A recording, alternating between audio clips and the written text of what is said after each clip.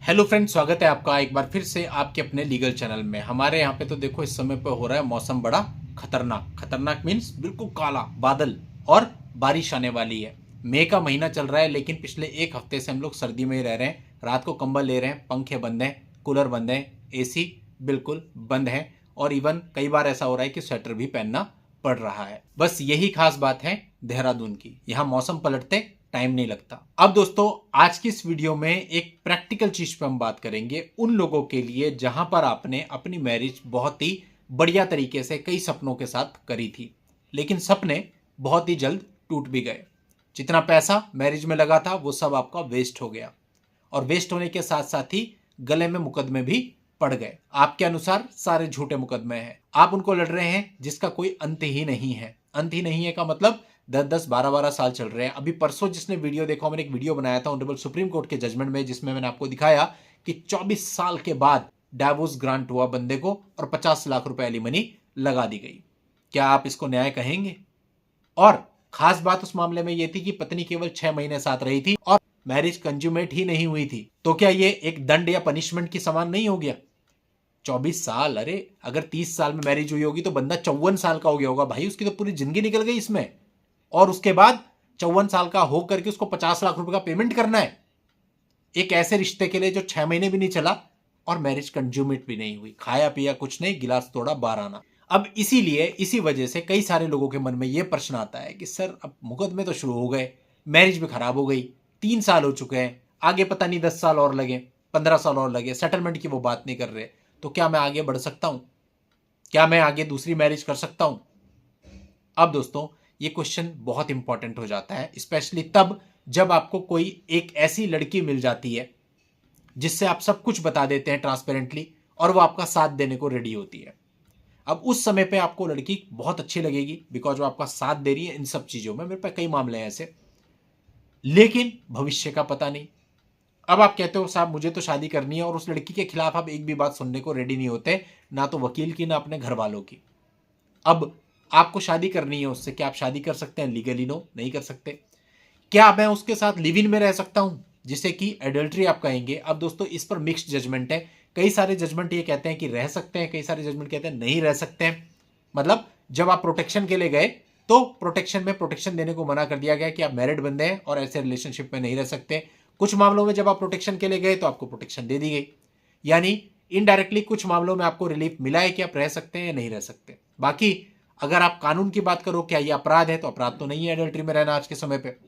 तो अगर आप एडल्ट्री में चले जाते हो तो इसके कुछ फायदे और कुछ नुकसान आपको होते हैं। आज की इस वीडियो में हम दोनों को डिस्कस करेंगे।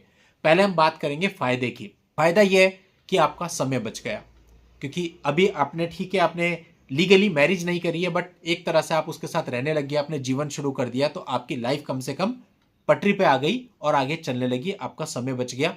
हो सकता है उस एडल्ट्री के रिलेशनशिप में बच्चे भी हो जाए, यानी एक शादीशुदा जिंदगी के समान ही आप चल रहे हो, लेकिन आपने ऑफिशियल कोई मैरिज नहीं करी है। दूसरा फायदा आपको ये होता है कि आपको एक सपोर्ट मिल जाता है, बिकॉज आप अकेले फाइट कर रहे होते हो, उस स्थिति में कोई आपके साथ आ जाता है फाइट करने के लिए। तीसरा फायदा, आप अपनी जो पत्नी होती है जिसके साथ मुकदमे चल रहे हैं वहां जल्दबाजी में नहीं रहते कि मुझे निकलना है, मेरा टाइम निकल रहा है, मेरी उम्र निकल रही है, इसलिए गलत सेटलमेंट भी नहीं करते। आप वेट करते हो कि जब ये होगा रीजनेबल तब करेंगे, वरना नहीं करना, मेरा तो काम चल ही रहा है।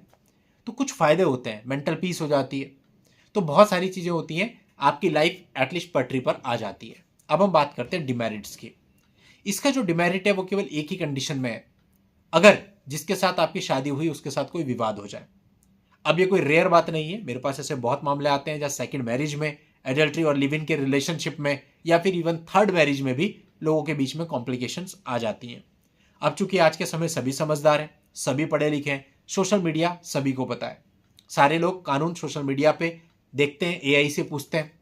तो ऐसी दुनिया में आप ये तो उम्मीद नहीं कर सकते कि जो आपका पार्टनर है उसे कुछ पता नहीं होगा। अगर आपके कॉम्प्लिकेशंस हो जाते हैं, कोई झगड़ा हो जाता है, उस लड़की को पता है कि मैं इससे लीगली तो मैरिड हूं नहीं और इसने मेरे साथ रिलेशंस बनाए हैं, और अगर वो आपकी कंप्लेंट करने पर आ जाती है तो वो सीधा यही कंप्लेंट देगी कि आपने उसका इतने सालों तक शारीरिक शोषण किया, अपनी पहली शादी को उससे छुपाया और छुपा के उससे संबंध बना लिए। आप कितने बुरे मुकदमे में संलिप्त हो जाओगे आप सोच भी नहीं सकते। जेल भी होगी, नौकरी है तो नौकरी भी जाएगी, और समाज में इस कदर बदनाम हो जाओगे कि आंख उठा के चल भी नहीं पाओगे। ये एक इसका डिमेरिट है, केवल उस कंडीशन में जहां पर आपके बीच में कॉम्प्लिकेशन आ जाए, झगड़े आ जाए। अब दोस्तों इस विषय पर अगर वो लड़की आपके जानने वाली है, आपको सपोर्ट करती है, मैंने देखा बहुत लड़कों को समझा के, अरे सर ये तो छोड़ दीजिए, तो हो ही नहीं सकता, ठीक। और उसके साथ जब रहने चलते हैं 6 महीने के बाद मुझे कॉल आ जाता है कि साहब ऐसा हो गया, अब वो मुझे ये धमका रही है। दूसरा आपका जो नुकसान होता है, अगर उसे आपकी पहली पत्नी के बारे में पता है और आपसे उसके कॉम्प्लिकेशंस हो गए, वो आपकी पहली पत्नी से मिल जाती है, फिर एक टांग एक लड़की पकड़ती है और दूसरी दूसरी लड़की, और दोनों तरफ से खींच देते हैं। फिर सोचिए आपका क्या होगा। यानी कि वो अपने सारे एविडेंस उसको दे देती है कि दिखाओ कि ये अडल्ट्री में रह रहा था, तुम पे क्रूअल्टी करी, आप उधर 498 में पैक हो जाते हो, क्योंकि उसके सफिशिएंट प्रूफ आपकी वाइफ के पास आ जाते हैं। और ये लड़की आपको यौन शोषण के मामले में बंद करवा देती है। तो कहने का मतलब आपकी पूरी जिंदगी खत्म और नरक बन जाती है। इसलिए हर एक चीज के कुछ फायदे हैं तो कुछ नुकसान भी हैं। तो आप पहले अच्छे से सोचिए, विचारिए। ज्यादा अच्छा तो यही है कि पहले वाला मैटर सेटल डाउन करें, उसके बाद आगे जाने की सोचें। बट कुछ परिस्थितियां ऐसी हो जाती हैं जहां पर बहुत जरूरी होता है, आपके घर में माँ बाप ऐसे हैं जिनको देखभाल के लिए कोई चाहिए, नहीं काम चल पा रहा है, एक बंदा सपोर्ट के लिए चाहिए और आपको आगे बढ़ना पड़ जाता है। वहां पर भी आगे बढ़िए, लेकिन बहुत समझदारी के साथ, क्योंकि इसकी कोई प्रोटेक्शन अवेलेबल नहीं है। आप ऑफिशियली ये तो कर ही नहीं सकते कि उससे मैरिज कर लो, आपको ऐसे ही चलना पड़ेगा। और ऐसे में आपको दिक्कत आनी भी तय है अगर कॉम्प्लिकेशन हुए। तो अगर आप 100% श्योर हो कि भैया आप उसके साथ गाड़ी चला सकते हो, कॉम्प्लिकेशंस नहीं होंगे, तो ही आगे बढ़ो। अदरवाइज पहला रिलेशनशिप खत्म करो, उसके बाद ये लिव इन एडल्ट्री में बढ़ना। बाकी मैरिज तो आप कर ही नहीं सकते जब तक डाइवोर्स होना। तो उम्मीद करता हूं आप इन बातों का ख्याल रखेंगे। आज के स्टूडियो में इतना ही। नेक्स्ट स्टूडियो में नई जानकारी के साथ मैं आपसे फिर मिलता हूं। तब तक के लिए good bye and thank you for watching. Take care.